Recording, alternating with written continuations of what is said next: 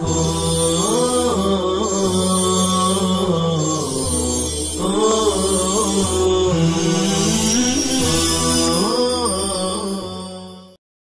اللہ الرحمن الرحیم نحمده ونصلی علی رسولہ الکریم اما بعد فاعوذ باللہ من الشیطان الرجیم بسم اللہ الرحمن الرحیم ما آتاکم الرسول فخذوه وما نهاکم عنہ فانتہوا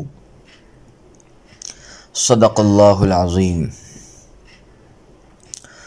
محترم سامعین، مختلف سنتیں جو رسول اللہ صلی اللہ علیہ وسلم سے ثابت ہیں، جب حضرت صلی اللہ علیہ وسلم کو مزاج کے مطابق کوئی چیز پیش آتی تھی تو یوں شکر ادا کرتے، الحمدللہ الذی بنعمتہ تتم الصالحات، اور جب ناگواری کی حالت پیش آتی تو فرماتے الحمدللہ علی کل حال۔ جب آپ صلی اللہ علیہ وسلم کو کسی کے متعلق بری بات معلوم ہوتی تو یوں نہیں فرماتے کہ فلاں شخص کو کیا ہوا، ایسا ایسا کرتا ہے، بلکہ یوں فرماتے لوگوں کو کیا ہو گیا ہے کہ وہ ایسا ایسا کرتے ہیں۔ جب سردی کا موسم آتا تو جمعہ کی رات کو اندر سونا شروع فرماتے، اور جب گرمی کا موسم آتا جمعہ کی رات کو باہر سونا شروع فرماتے۔ جب نیا کپڑا پہنتے تو اللہ تعالیٰ کا شکر ادا کرتے، یعنی الحمدللہ یا اور کوئی شکر کا لفظ کہتے، شکرانے کے 2 نفل پڑھتے اور پرانا کپڑا کسی ضرورت مند کو دے دیتے۔ جب آپ صلی اللہ علیہ وسلم کو زیادہ ہنسی آتی تو آپ صلی اللہ علیہ وسلم منہ پر ہاتھ رکھ لیتے تھے۔ جب آپ صلی اللہ علیہ وسلم کو چھینک آتی تو ہاتھ یا کپڑا منہ پر رکھ لیتے اور آواز کو دبا لیتے تھے۔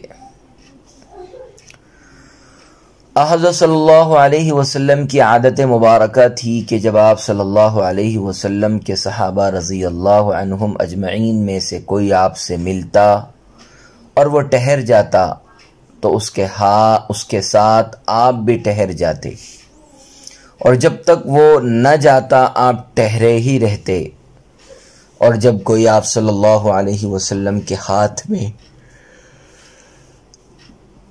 ہاتھ دینا چاہتا، جب کوئی آپ صلی اللہ علیہ وسلم کے ہاتھ میں ہاتھ دینا چاہتا تو آپ صلی اللہ علیہ وسلم اپنا ہاتھ دے دیتے، اور جب تک وہ خود ہاتھ نہ چھوڑے آپ ہاتھ نہیں چھڑاتے تھے۔ ایک روایت میں ہے آپ اپنا چہرہ کسی سے نہ پھیرتے جب تک کہ وہ نہ پھیرتا، اور کوئی چپکے سے بات کہنا چاہتا تو آپ کان اس کی طرف کر دیتے، اور جب تک وہ فارغ نہ ہوتا آپ صلی اللہ علیہ وسلم کان نہیں ہٹاتے تھے۔ آپ صلی اللہ علیہ وسلم 3 دن سے قبل قرآن شریف ختم نہ کرتے تھے۔ آپ صلی اللہ علیہ وسلم جائز کام کو منع نہیں فرماتے تھے۔ کوئی آپ سے کچھ مانگتا تو اگر اس کی مانگ پورا کرنے کا ارادہ ہوتا تو ہاں کہہ دیتے، ورنہ خاموش ہو جاتے۔ زیر ناف بغل ناک کے بال صاف کر لینا، عورتوں کو ناخنوں پر مہندی لگانا، بیمار کی دوا دارو کرنا، عورتوں کے پردے کی چادر اتنی لمبی ہوتی تھی کہ ایک بالشت بلکہ ایک ہاتھ زمین پر گھسٹتی چلتی تھی۔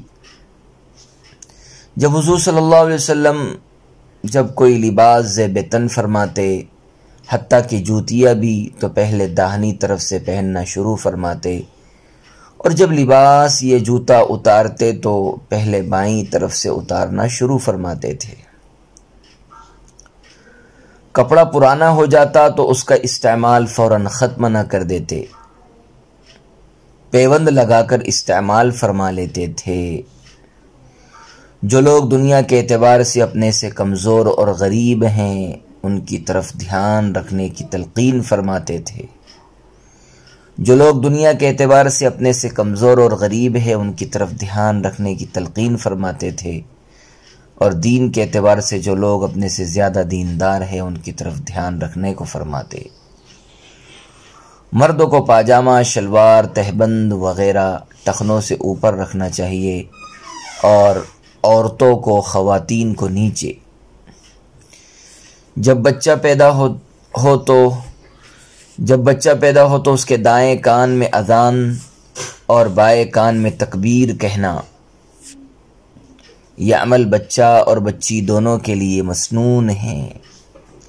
جب 7 روز کا ہو جائے تو اس کا اچھا نام رکھنا، 7ویں روز عقیقہ کرنا، 7ویں روز نہ ہو تو 14ویں ورنہ 21ویں روز۔ کسی بزرگ سے چھوارا چبوا کر بچے کو چٹوانا اور بزرگ سے دعا کرانا۔ گھر پر مہمان آئے تو اس کی عزت و اکرام کرنا۔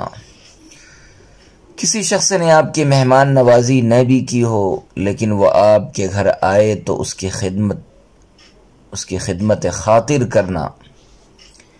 مہمان جب رخصت ہو تو گھر کے دروازے تک اس کو چھوڑنا۔ پڑوسی کو اپنی جانب سے ہر تکلیف سے بچانا، اس کو اچھی بات کہنا ورنہ خاموش رہنا۔ صلہ رحمی کرنا، کوئی ہدیہ یا تحفہ لائے، گفٹ لائے اور آپ کے ذہن میں اس کا خیال یا خواہش بھی نہ تھی تو اس کو قبول کر لینا۔ جو مسلمان خاتون ملے سلام کرنا، چھینک آئے تو الحمدللہ کہنا، سلام کے جواب میں وعلیکم السلام کہنا، اور چھینک کا جواب یرحمک اللہ سے دینا واجب ہے۔ بیمار ہو جائے تو اس کی عیادت کے لیے جانا، مر جائے تو رسموں سے بچتے ہوئے اور پردے کی پابندی کرتے ہوئے اس کے گھر کی خواتین سے تعزیت کرنا۔ جب کوئی دعوت دے تو شرعی عذر کے بغیر دعوت رد نہ کرنا۔ امانت کو جوں کی تو ادا کرنا، وعدے کو پورا کرنا۔ کوئی رشتہ دار بدسلوکی کرے تو اس کے ساتھ حسن سلوک سے پیش آنا۔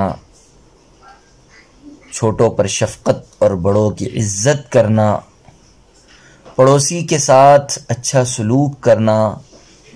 غیر مسلم اقوام کی وضاقتہ، ان کے رسم و رواج اور فیشن کو چھوڑ کر اپنی زندگی کو اسلام کے مطابق بنانا۔ غصہ پی جانا، مسلمانوں کو اپنے ہاتھ یا زبان سے تکلیف دینے سے محفوظ رکھنا۔ نعمت پر شکر کرنا، مصیبت پر صبر کرنا۔